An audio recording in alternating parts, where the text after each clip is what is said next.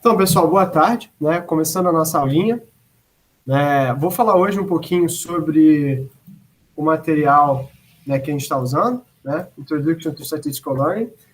Enquanto o Daniel ele vai estar trabalhando, né, com vocês a parte de estatística básica, eu vou estar falando com vocês sobre ciência de dados e eu vou usar como material base esse livro aqui, que é o Introduction to Statistical Learning, né, que é um livro que eu acho muito legal, que eu acho que tem várias coisas interessantes, né, dentro do livro, né, para a gente trabalhar. Né? Ele é um livro gratuito, né, você pode baixar a última versão dele. Né? Tem muito material, né, tem um curso online que vocês podem trabalhar.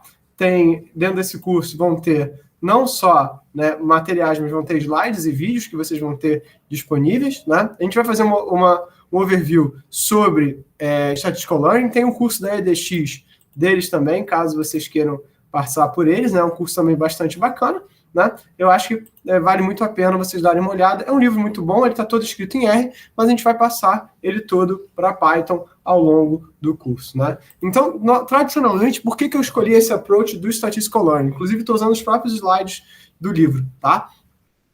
Então, por que eu estou escolhendo esse approach do Statistical Learning? Né? Porque, na verdade, né, é uma das formas de aprendizado de máquina, né?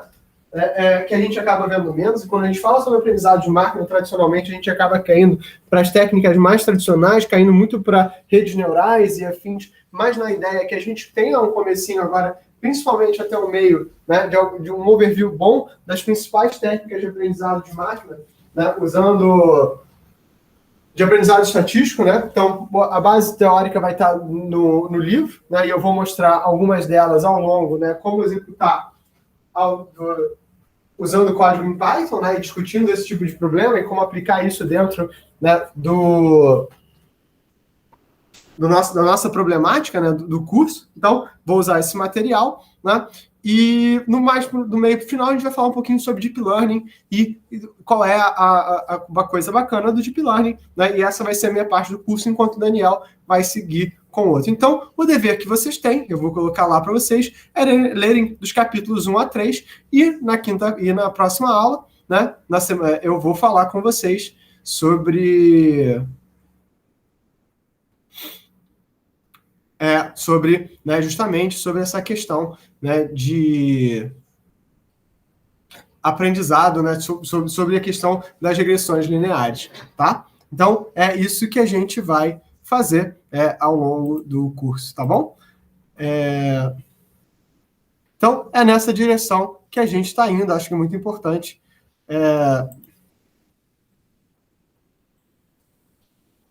É isso que a gente acha que é importante que a gente tenha em mente, tá? Então, começando, o que é o aprendizado estatístico, né? Na verdade, né, aprender significa, né, você a partir do conjunto de dados, você conseguir extrair novas formas de conhecimento, extrair novas percepções. Então, o aprendizado de máquina permite que o computador, né, que algum algoritmo, ele, tipo assim, melhore a sua capacidade de decisão, melhore o resultado do seu algoritmo, dado ter mais dados, né? E o aprendizado ele é estatístico no sentido que a gente vai utilizar técnicas de estatística clássica para tomar essa decisão, né? Então, assim, em 2009 já era uma coisa que estava bombando, né?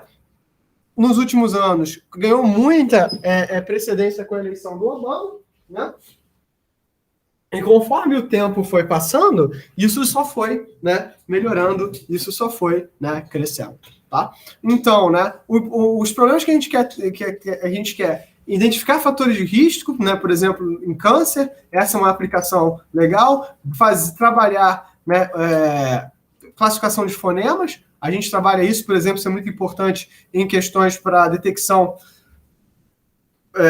de ações com pessoas com deficiência, predição de sinais de ataque, né, de ataque cardíaco, predições de sinais vitais, a gente tem um aluno que está trabalhando com isso, né, detecção de e-mail, né, de spams, né, eu tenho alunos trabalhando com esse trabalho também, né, identificação, né, de números manuscritos, isso também já está mais do que resolvido na literatura, né, classificar tipos de câncer, a gente teve casos recentes com a Covid, inclusive tem um desafio do Kaggle recente falando sobre isso, né? Estabelecimento de relações entre salário e demografia, aquele caso de Boston, a gente trabalhou, né? E trabalhar com sinais de satélite, de imagem, tudo isso são coisas importantes, né? Então, na verdade, o que a gente tem, né, principalmente quando a gente fala em aprendizado, né, a gente falou que existia aprendizado supervisionado e não supervisionado, né? Mas a gente vai começar do ponto de vista do aprendizado supervisionado, né? Onde o resultado, né, de uma medida y qualquer, né, que a gente também vai chamar de variável dependente, é o que vocês estão vendo com o Daniel, né, e você tem um vetor P de medições, né, e assim, a gente vai ter problemas de regressão, né, quando eu quiser, né, fazer predições, né, então a regressão, na verdade, é buscar qual será o valor, né, o quantitativo y, dado um determinado dado que eu tenho dados do passado, e a classificação é, dados que eu tenho, que grupo eu pertenço. Então, a regressão e a classificação são problemas, né, que a gente vai estar trabalhando. E o primeiro deles que a gente vai trabalhar é a regressão linear, né? Então, o objetivo, né, é que a gente possa cada vez prever casos que a gente não tenha visto antes, né? Ou seja, predizer, né, no caso da regressão, se um cara pertence ao grupo ou não, dentro de um intervalo estimado, né, ou a que grupo ele pertence, no caso da classificação. Então, né, é importante. Qual é interessante das técnicas de aprendizado estatístico? Em geral, essas técnicas de aprendizado estatístico, elas são muito leves. Então, quando você lida com alguns ramos novos, como, por exemplo, o TinyML, né, o TinyML, Tiny Machine Learning, né, já tem uma galera que trabalha com isso há muitos anos, que é essa comunidade de Data Fusion, né, que é uma... Aqui está botando Cloud Data Fusion, mas é totalmente, né, uma questão justamente de você ter é uma questão de você ter de pegar dados e melhorar o contexto deles. Eu estou pegando a página errada, pessoal. Então, Data Information Fusion.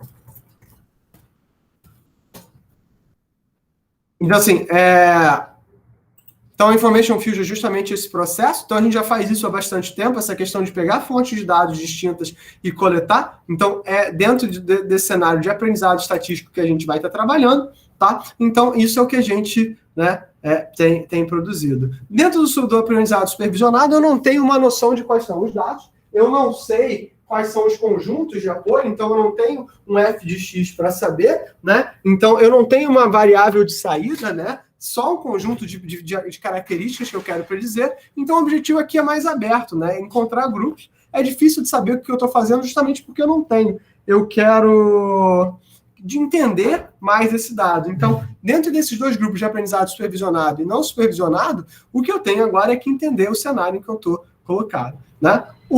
No caso, né, tipo assim, o problema do Netflix, né, é interessante de medir, de a gente falar sobre isso. Por quê? Porque, na verdade, né, quando você pega um problema de ciência de dados pela primeira vez, você não sabe que técnica vai ser. Então, a grande profissão do cientista de dados não é aplicar a técnica corretamente. Isso é fácil, né? Inclusive, várias ferramentas hoje já existem, são chamadas ferramentas de low code para a ciência de dados. Você está trabalhando, né, com, digamos assim, com os Excel bombados para você realizar tarefas, né, que não tem nenhuma dificuldade de você estruturar.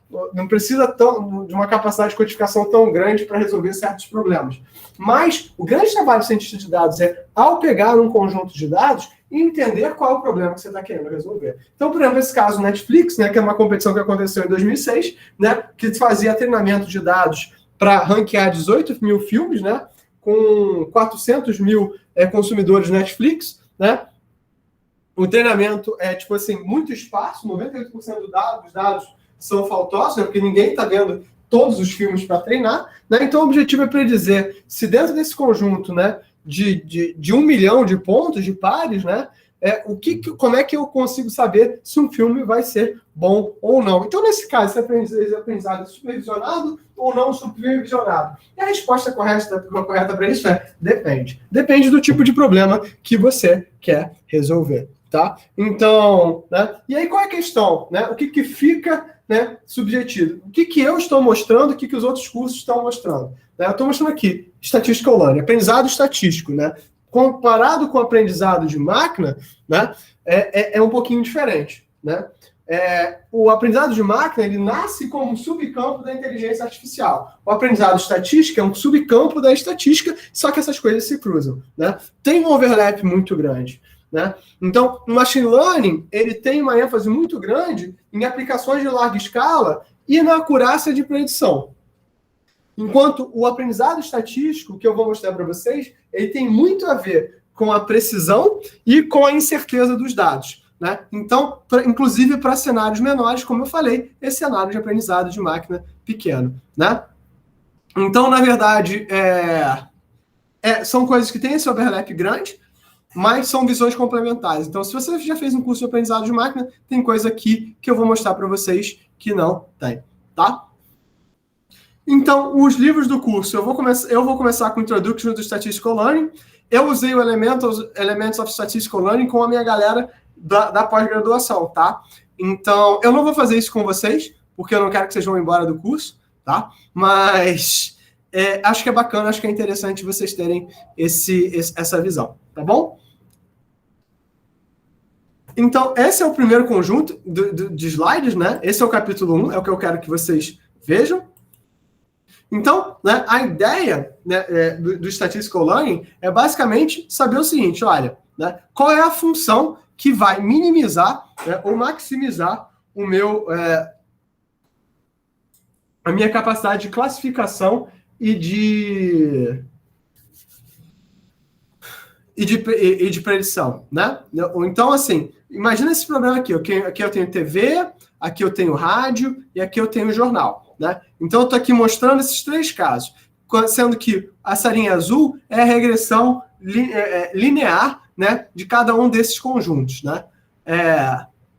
Será que eu consigo fazer uma predição, né, usando essas três retas? Será que eu consigo fazer uma função, um modelo, né, que vai me dizer o seguinte: qual é a tendência de eu contratar, né, um serviço de TV, rádio ou jornal, dado essa reta? Será que eu vou ter sucesso? Né? O que o Statistical Learning quer dizer é o seguinte: qual é o conjunto? Como é que eu consigo criar funções ou modelos matemáticos que vão me dar respostas para problemas de aprendizado? Dados que eu tenho, dados que vão ter certa incerteza em relação ao que está acontecendo. Então, eu vou ter uma notação matricial aqui, né? Por exemplo, esse X é um vetor, né, com vários elementos. Aqui, no caso, seria jornal, newspaper e TV, né? E, na verdade, eu posso chamar esse X aqui, esse elemento, né? Ou seja, o meu modelo, como uma função Y, né? Que é uma função dessa matriz que eu tenho, mais um erro associado. O que eu estou dizendo é o seguinte, assim, olha, eu saber as vendas desses meus modelos é uma função dessas funções lineares que eu criei aqui, que não necessariamente precisam ser lineares, mais um erro associado. Ou seja, você vê o seguinte aqui: na TV é muito bem comportado, no rádio mais ou menos, mas aqui no jornal é nem um pouco bem comportado. Então aqui o erro é muito grande, aqui o erro é médio, e aqui o erro é muito pequenininho, né? A precisão é muito alta. Então, aprender a lidar com esses erros vai ser muito importante, é uma coisa que a gente vai discutir ao longo do curso. Então, assim, por que a gente usa esse f de x, né?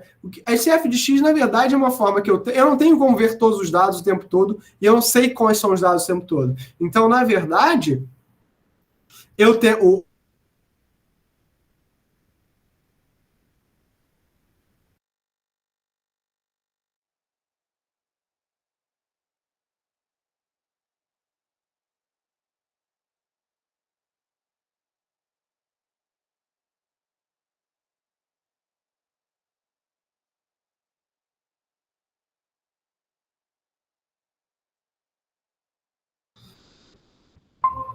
Voltei, né? Achei que tinha caído, não caí totalmente. Então, na verdade, esse f de x, ele serve não só para que a gente gere uma visão única do nosso problema, para que a gente tenha uma forma de pensar o nosso problema, mas também para eliminar, né, o que a gente chama de fazer o declutter, né? Eliminar a complexidade de questões como, por exemplo, que não vão fazer sentido dentro do problema. Então, o f de x ele é uma simplificação da realidade. Nenhum modelo é perfeito.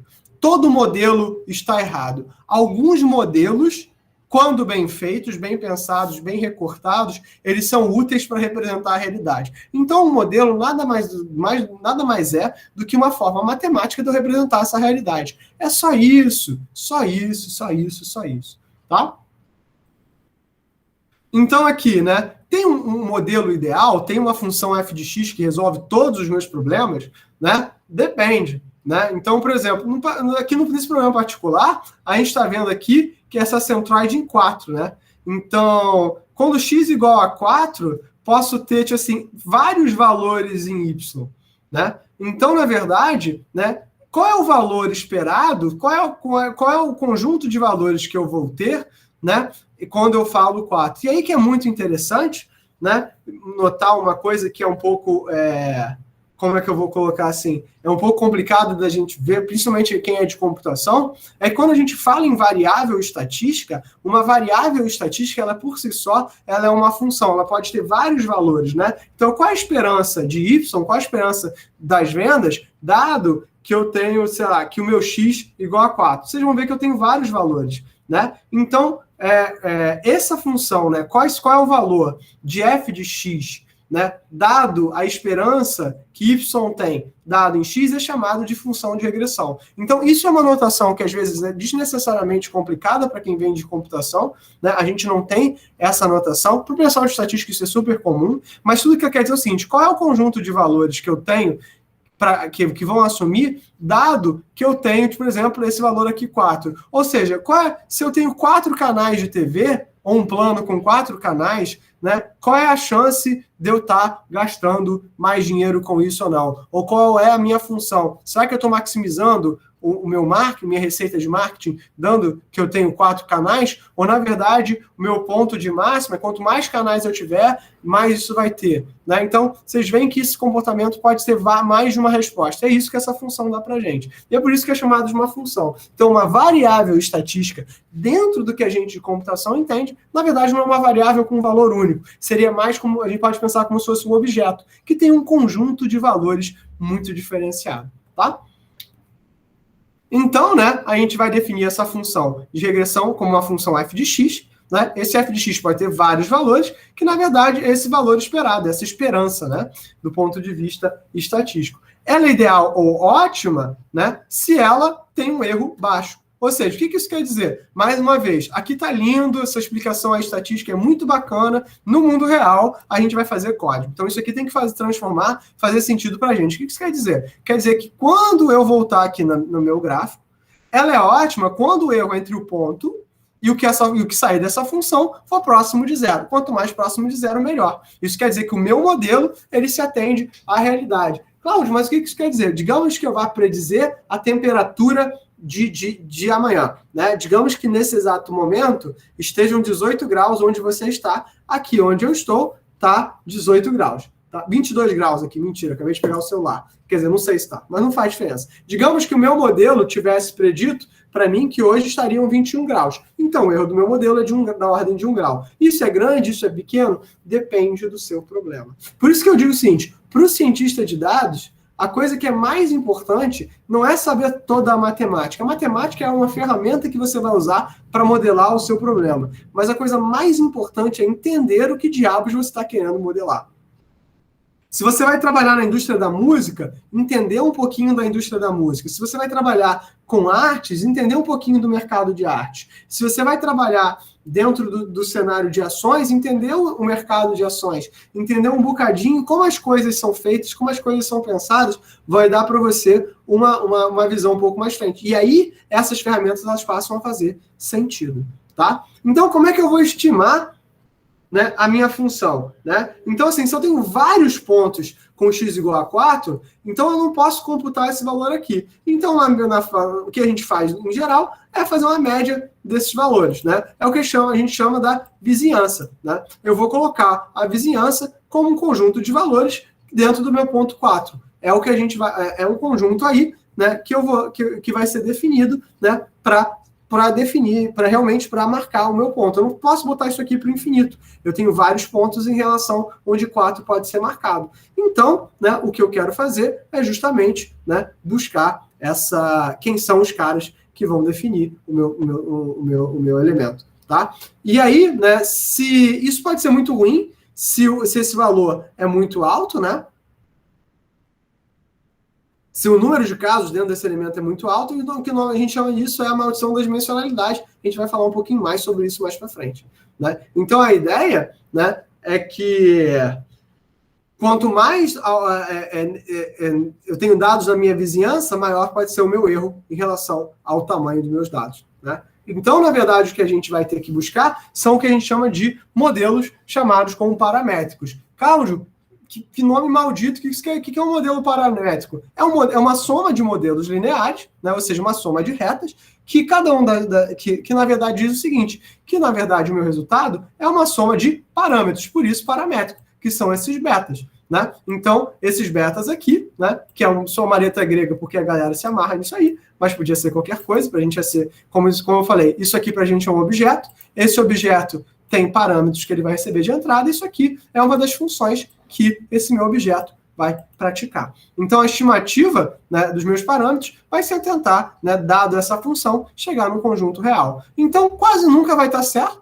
né, mas é sempre uma forma muito boa e uma interpretável de fazer uma aproximação. Cláudio, e por que você falou interpretável? Porque isso é o que os modelos têm que ser hoje em dia. Eles têm que buscar ser o máximo interpretáveis possíveis, né? Ou seja, se eu tenho um modelo aqui linear B0 e B1 de x, isso aqui é o quê? Vocês conhecem, isso aqui é uma função linear. Se eu tenho um modelo com B0, B1 e B2, vocês também conhecem. Isso aqui é uma parábola, um modelo quadrático. Então, a gente consegue dizer que uma função paramétrica nada mais é o seguinte, qual é a curva que melhor representa o meu problema? Cláudio, é só isso? Gente, é só isso, né? Tem toda uma teoria gigante por trás, mas a ideia básica é qual é a curva que melhor representa o teu problema. Vocês com certeza ouviram falar sobre isso com o nome de curve fitting, né? Então a gente vai falar mais sobre isso mais para frente, né? Então, na verdade, pode ser que a minha curva seja em 3D, né? E é para isso que vocês aprenderam cálculo. Cálculo 3 a gente usa para esse tipo de coisa. Isso é muito legal. Isso é muito bacana, a gente vai trabalhar sobre isso, né? Então, olha só, aqui um modelo simulado, né? Sobre a educação, a idade e a renda, né? Você vê que quanto mais tempo de educação, maior a renda, mas quanto maior a senioridade, também aumenta a sua renda. Então, é uma função, né, que tem várias curvas associadas, né? Então, vocês veem que isso não necessariamente é trivial. Então, o cara que tem a mesma educação, ele não necessariamente vai ter a mesma renda, dado, né, a senioridade do cara. Então, você consegue começar a pensar esses planos, né, e é para isso que cálculo serve. É que é muito mais legal você estudar cálculo, minha opinião, né, professores de cálculo não me odeiem, você pensando nesses problemas computacionais. Olha só esse problema, se eu transformo isso aqui, né, numa função, num modelo bastante linear, né, da educação e da senioridade.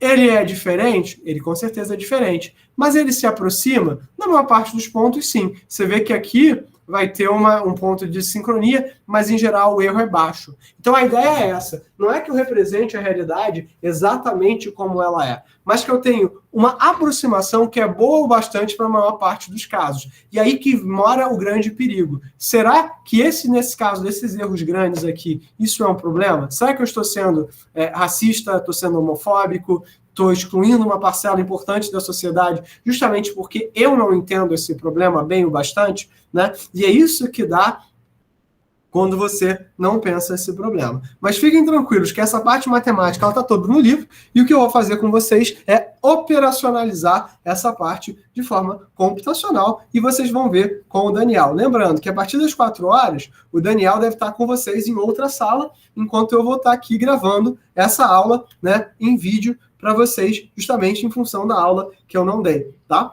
Que eu tive que faltar. Então, estou compensando, gravando hoje, né? Para vocês terem hoje 2 aulas e poderem seguir em frente, tá bom? Então, aqui, eu posso aumentar a flexibilidade, né, do meu modelo, mudando a curva. A gente vai falar sobre isso no capítulo 7 do livro. Eu vou brevemente tratar com vocês sobre isso. Né? E posso fazer, né, também ter um problema, né, onde eu vou treinar tanto o meu modelo em cima só dos dados que eu tenho, né, que o meu modelo fica só capaz de trabalhar com aqueles dados, né? Ele não é capaz de melhorar. O nome disso é overfit. E a gente vai ver o que causa o overfitting, né? Então, a gente vai ter aqui alguns trade-offs, né? Então, eu vou ter sempre uma relação entre a minha capacidade de predição e a interpretabilidade. Então, por exemplo, é muito fácil de interpretar um modelo linear, mas pegar umas funções mais complexas, elas não são. Então, assim, esse é o problema hoje que a gente tem em Machine Learning. Aí vem aquele overlap que eu falei para vocês. Eu tenho que é um good fit, né? Ou seja, quando é que eu sei que o fit dos meus dados para o meu modelo está bom, contra um overfit ou underfit. Overfit, quando meus dados muito presos ao meu modelo, né? O meu modelo só funciona para aqueles dados, e o underfit é aquela questão lá da rádio, né? Acho que no jornal, com a minha reta, né? Não tem nada a ver uma coisa com a outra, né? E a parcimônia contra o black box, né? Então, na verdade, eu vou querer, em geral, pode ser que eu prefira um modelo com menos variáveis, né? mais simples, com um modelo muito complicado que eu não consigo lidar com ele ou entender, né? E hoje, na verdade, todos esses três problemas são os problemas centrais do aprendizado de máquina. E vocês veem que essa questão do learning, seja ele estatístico ou ele vindo da IA, ele é muito parecido. Porque, na verdade, todas as coisas nascem da mesma fundamentação matemática, de que eu tenho dados e quanto mais eu vejo um problema, mais eu sou capaz de entender sobre ele. Tá? Então, aqui, né, tem a questão da interpretabilidade com a flexibilidade. Então, é bem difícil interpretar uma SVM, apesar dela ser extremamente flexível e muito utilizável. Eu trabalho muito com árvores de decisão, justamente porque eu acho que ela me dá essa flexibilidade, interpretabilidade e o poder de fogo. É um pouco complicado, no final das contas, você tomar essas decisões, ou você pedir, por exemplo, um caso médico. Ao mesmo tempo, o caso médico você não pode errar. Então, vocês têm essas dificuldades. Então, como é que a gente faz para medir a qualidade de um modelo? O que a gente usa é o que a gente chama de erro médio quadrático. Por que quadrático? Porque, na verdade, eu quero saber um valor, né, inteiro, né, positivo, que me diga qual é, não necessariamente inteiro, mas um valor positivo, que me diga a intensidade da distância que eu tenho para o meu erro. Né? E o valor médio quadrático vai me dar isso, que é a média, né, dos meus erros, né, dada a minha... que é a média do ponto do modelo real, menos o que eu inferi, né? Ou seja, o quão distante eu estou do meu modelo real. Tá? Então, é um erro, só que isso tudo elevado ao quadrado. Né? E aí, assim, isso aqui é o meu modelo, essa curva aqui, esse aqui são os dados reais, né? E aí vocês vão ver o quanto é que eu estou errando, né? O quanto que eu estou errando. Então, aqui, esse erro não é muito grande para a maior parte dos casos, e a gente vai chamar os caras que estão muito longe do erro de outliers, né? E é esses caras que eles são interessantes em alguns tipos de situações, a gente vai ver isso mais para frente. Olha aqui como o erro é bem menor nesse caso, né? Então, a gente vai sempre buscar minimizar o erro. Então, um bom modelo é aquele que busca minimizar o erro, né? E esse é o grande lance do aprendizado de máquina e do deep learning, né? Quando a gente eu falei já para vocês, a gente citou brevemente o conceito de gradiente descendente, né? A gente vai falar mais sobre isso mais para frente, mas o algoritmo do gradiente descendente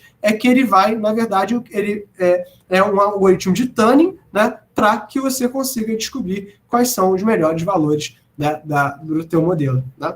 Isso a gente usa bastante em rede neural e é uma forma. Então, o que a gente está sempre buscando é minimizar esse erro. Né? Então, eu vou ter sempre, né, que me preocupar com o que a gente chama do trade-off entre o bias e variância. Né? Ou seja, o que é a variância? Né? A variância é a minha distância, né,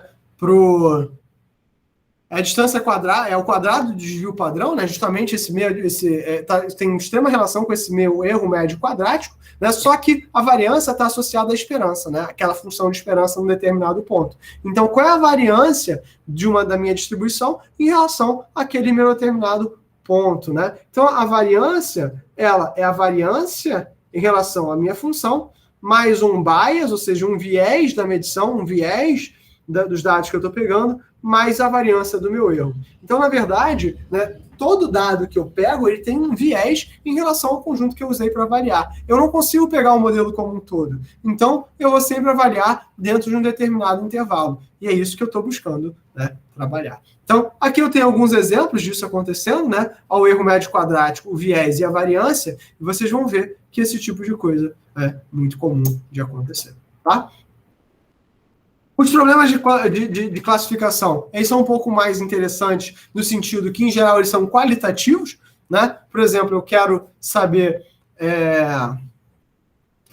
o que é um spam e o que é um bom e-mail, o que é um e-mail real, né? Então, como classificar, como construir esses conjuntos, né? Porque fazer uma função para isso é complicado, então, na verdade, a gente vai criar, são problemas, né, de similaridade, em geral estão associados a classes de probabilidade. Então, eu vou ter classificadores bayesianos, que a gente vai ver isso um pouquinho mais para frente, e esses são os objetivos que a gente vai estar trabalhando em relação. Eles também têm erros em relação a esses classificadores, mas eles são, às vezes, mais difíceis de explicar, né? Esse é o algoritmo do KNN, K-Nearest Neighbors, a gente também vai falar mais sobre eles mais para frente. Mas o que a gente vai começar, né? E aí, isso aqui, de forma geral, ele cobre esses 2 primeiros capítulos, vale a pena vocês darem uma olhada com carinho nessas informações, porque essas coisas que eu passei aqui não passando, nesses 2 primeiros capítulos tem. Se você já fizer os primeiros cursos de estatística, isso é muito tranquilo. Se você não fez, vale a pena para você ter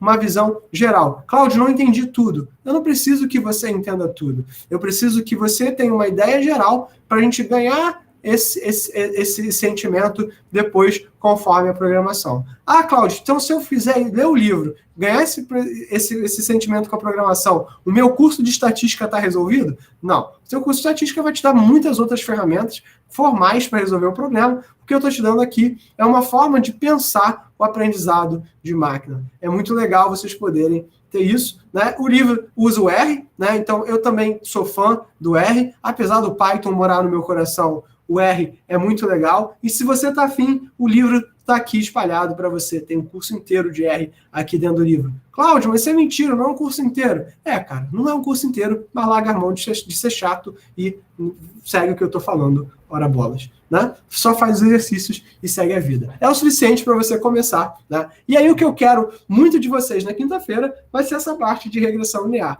Eu vou mostrar para vocês um primeiro problema com regressão linear, fazer uma revisão sobre as regressões lineares, né, o que elas são e como a gente pode resolver problemas, e resolver com vocês o primeiro problema, que é o problema lá do Titanic, né, que, para quem não está sabendo, o 30 Days of Kaggle já começou, né, é uma maratona de 30 dias que o Kaggle está dando para preparar você para ser um cientista de dados. Então isso casa muito bem com o nosso curso, tá?